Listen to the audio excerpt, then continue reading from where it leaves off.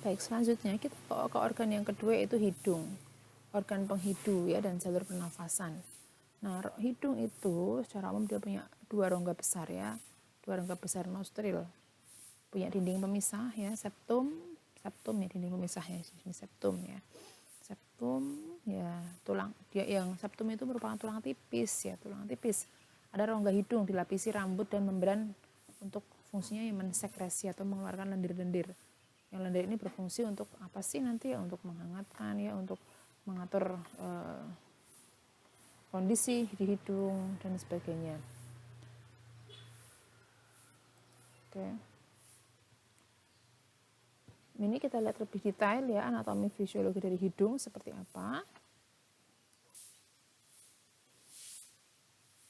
Ini silahkan ya dilihat ya. Ada nasal cavity. Nasal cavity itu tuh nasal cavity rongga hidung ya. Ini nasal cavity, ini hidung kan, ini hidung ya, nasal cavity ini rongga hidung. Rongga hidung mengalirkan udara dari luar ke paru-paru. Jadi kalau kita bernafas, udara mengalir ya dari luar menuju ke paru-paru melewati nasal cavity ini. Nah, ini nasal cavity. Rongga dipisahkan oleh palato langit-langit ya. Ini rongga hidung dengan mulut, ada palatum ya, ada langit-langit. Kemudian di antara rongga hidung masih dengan mulut ya, ada langit-langit ya, palatum. Kemudian rongga hidung bagian atas ya, bagian atas ini rongga hidung kan, ini rongga hidung nih, rongga hidung kelihatan enggak ya?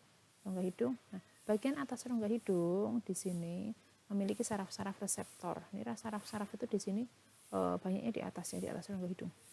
Nah, ya, ujung saraf pembau itu ada di sini nih ya. Anda lihat di sini ada olfactory bulbs ya. Di sini nih bagian atas rongga hidung ya. Kemudian timbul bersama rambut halus pada selaput lendir. Nah, ada rambut-rambut halus ya. Ada mukosa membran ya, yang fungsinya adalah melembabkan dan menghantarkan udara. Mukus menangkap debu. Nah, menangkap debu adanya tadi lendir-lendir. Membran mukosa menghasilkan ada lendir-lendir di situ. Lendir-lendirnya itu fungsinya untuk apa sih? Ya menangkap setiap debu.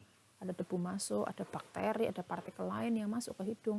Dia akan ditangkap dulu, tidak langsung masuk ke paru-paru. Coba bayangkan kalau hidung kita tidak ada rambut-rambutnya, tidak ada tidak ada lendir-lendirnya, maka debu, bakteri, virus dan lain-lainnya akan langsung masuk menuju paru-paru, dan ini tentu membahayakan tubuh kita ya, membahayakan paru-paru kita.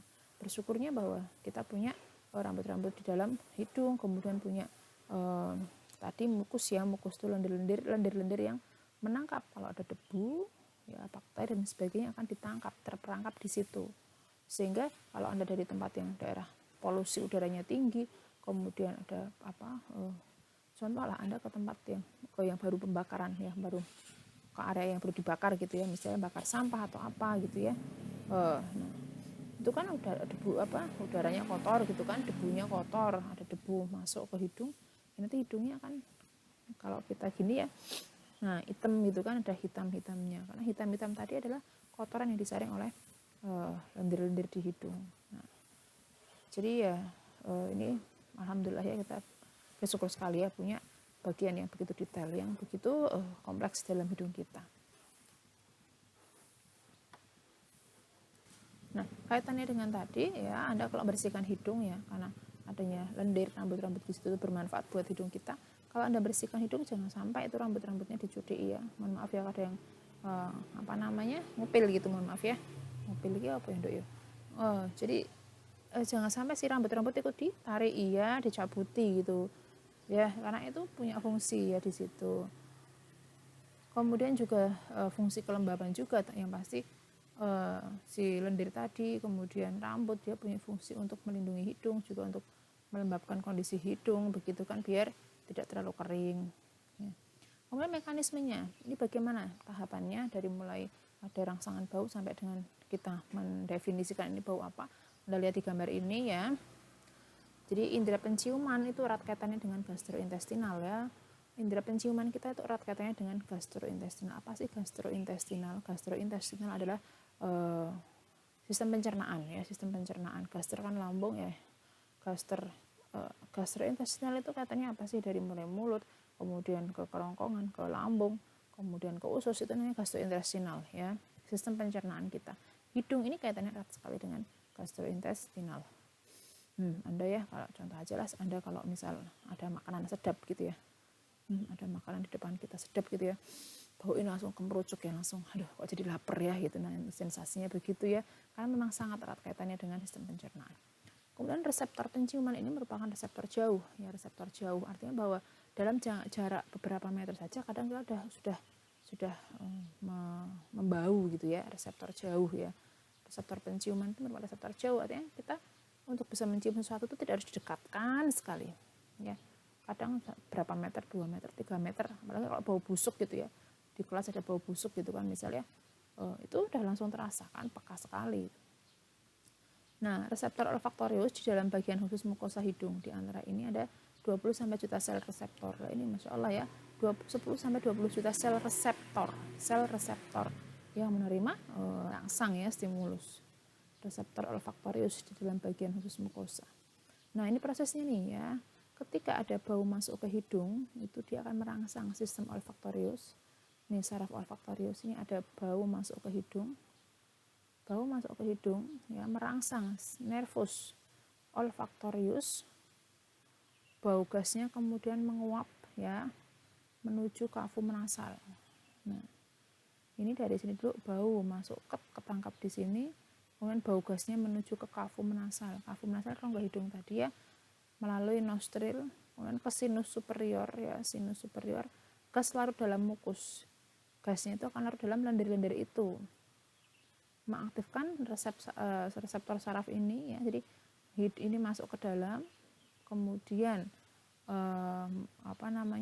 ketika masuk ke dalam sini merangsang ya saraf ini, kemudian si bau gas tadi akan menguap ya menuju ke saluran hidung ini ya, saluran hidung. Setelah itu si lendir-lendir tadi ya akan melarutkan gas tadi ya, kemudian ini menuju ke atas ke mengaktifkan reseptor saraf olfaktori ya, ini saraf olfaktori di sini, hingga nantinya akan dibawa ke otak ya. Nah, di otak ya nanti yang menerjemahkan tadi ya, mendefinisikan bau apa sih, itu adalah si otak. Nah, di indera pembau di hidung itu ada apa saja sih? Ya, ini ya ada sel-sel penyokong yang berupa sel-sel epitel, kemudian sel-sel pembau, sel olfaktori yang berupa sel-sel sebagai reseptor. Sel-sel olfaktori sangat peka terhadap rangsangan gas kimia. Ya, sangat peka sekali ya, ada bau-bau apa dikit langsung dia peka ya, apalagi ada zat kimia apa ya langsung peka. Sel-sel olfaktori memiliki tonjolan ujung dendrit berupa rambut yang terletak pada selaput lendir hidung. Ini ya, sel-sel olfaktori, ini saraf olfaktori, sel-sel olfaktorinya di bawah sini. Ya, tonjolan ujung dendrit berupa rambut yang terletak pada selaput lendir hidung, sedangkan ujung yang lain berupa tonjolan akson membentuk berkas. Ini disebut saraf otak 1, nervus olfaktori. Saraf ini akan menembus tulang lapis dan masuk ke dalam otak manusia. Nah, ini nantinya akan masuk ke otak manusia, sehingga bisa menerjemahkan, oh ini bau apa, begitu. Nah, ada orang-orang yang dia memiliki gangguan ya, gangguan di penciuman. Nah, apa sih yang menyebabkan gangguan di penciuman sehingga kita tidak bisa membau dengan optimal? Yang pertama ya bisa karena bengkak ya saat influenza ya, ada saat flu gitu kan, pilek ya, bengkak hidungnya merah gitu kan. Nah, itu juga menyebabkan gangguan penciuman. Ya, adanya cairan di dalam hidung juga kan akhirnya mengganggu penciuman. Faktor usia. Nah, faktor usia itu artinya semakin tua semakin ini kadang-kadang semakin kurang peka. Cedera kepala, adanya gangguan di kepala ya, di saraf yang kena gitu kan, juga akan mengganggu penciuman kita. Nah, ada juga jenis gangguan penciuman yang lain, ada anosmia, hiposmia, disosmia, hipernosmia. Apa sih bedanya? Kalau anosmia itu tidak bisa mengenali bau ya. Kalau hiposmia, kemampuan mengenali baunya menurun ya, hiposmia. Kemudian kalau disosmia itu selalu mencium yang tidak enak. Jadi yang dia cium baunya selalu tidak enak ya, ada gangguan ya dalam fungsi penciuman dia. Jadi bau enak pun ya rasanya tidak enak gitu. Hipernosmia, kalau hipernosmia itu baunya berlebih ya, yang ditangkap itu baunya terlalu menyengat bagi dia, selalu menyengat, padahal bagi orang-orang yang normal sehat mungkin bau yang biasa, tapi bagi dia sangat menyengat baunya ya, tidak enak sekali ya.